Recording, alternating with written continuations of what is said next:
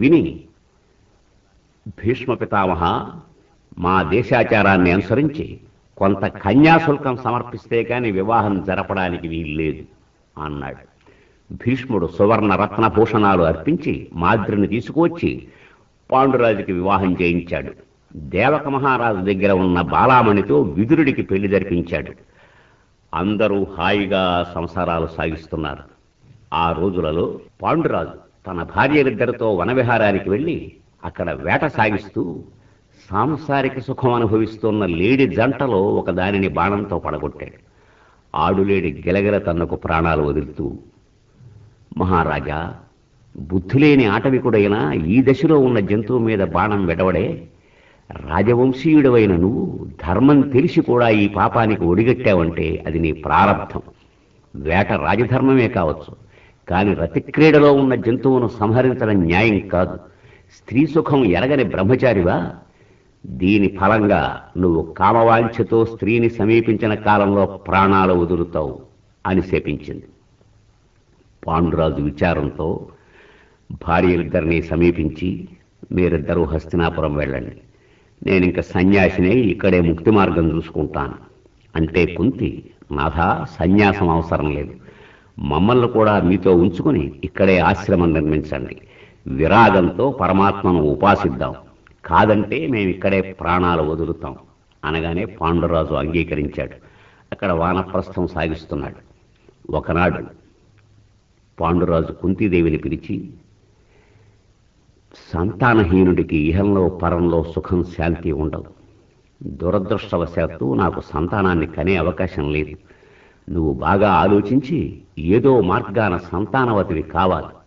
అందుకు ధర్మశాస్త్రం కొన్ని దారులు చూపుతోంది. వివాహమాడిన భర్త వల్ల కలిగిన కుమారుడు ఔరసుడు. ఆ అవకాశం లేనప్పుడు ఉత్తముడు సజ్జనుడు అయిన పురుషుని వల్ల సంతానాన్ని పొందితే వాడు ప్రణీతుడవుతాడు.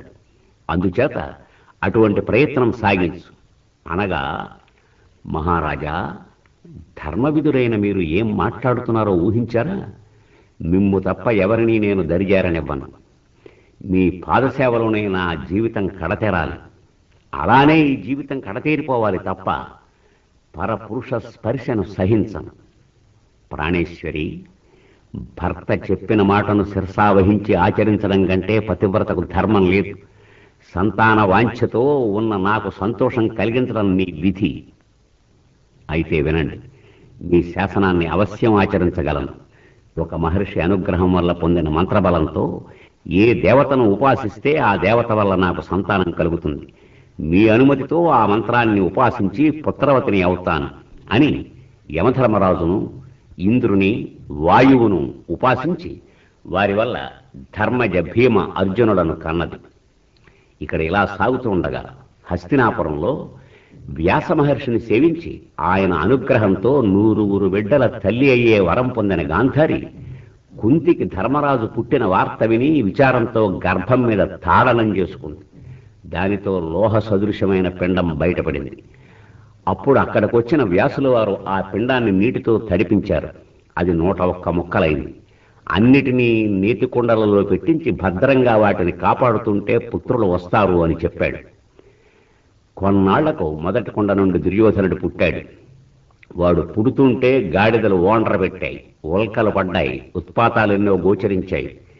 ఈ అశుభాలన్నిటికీ భయపడి ధృతరాష్ట్రుడు వృద్ధులైన భూసురులను రావించి, ఏమిటి దీని పర్యవసానం అనగా, మహారాజా, ఇవన్నీ వంశనాశన హేతువులు, అందుచేత వీణ్ణి విడిచిపెట్టేయడం మంచిది అన్నారు.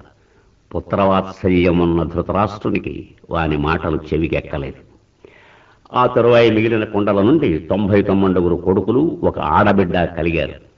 3 పిల్లలు పుట్టిన తరువాయి ఒకనాడు మాద్రి పాండురాజు దగ్గరికి వెళ్ళి, మహారాజా, నేను కూడా ఆడదాన్ని, మాతృత్వం నాకు కూడా అవసరం కదా అనడంతో కుంతిదేవిని పిలిపించి ఆ మంత్రాన్ని ఆవిడి చేత కూడా ఉపాసింపజేశారు.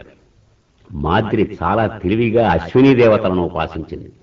ఆ అశ్వినీ దేవతల అనుగ్రహం వల్ల ఏకకాలంలో ఆవిడికి నకుల సహదేవులు 2 పిల్లలు పుట్టారు. మహారాజా, అందరూ పెరిగి పెద్దవారవుతున్నారు. వారికి యోగ్యమైన రీతిలో విద్యాభ్యాసం చేయిస్తున్నాడు భీష్ముల వారు. విద్యాభ్యాసం సాగుతున్న రోజులలో కృపాచార్యుని వద్ద ధనుర్వేదాన్ని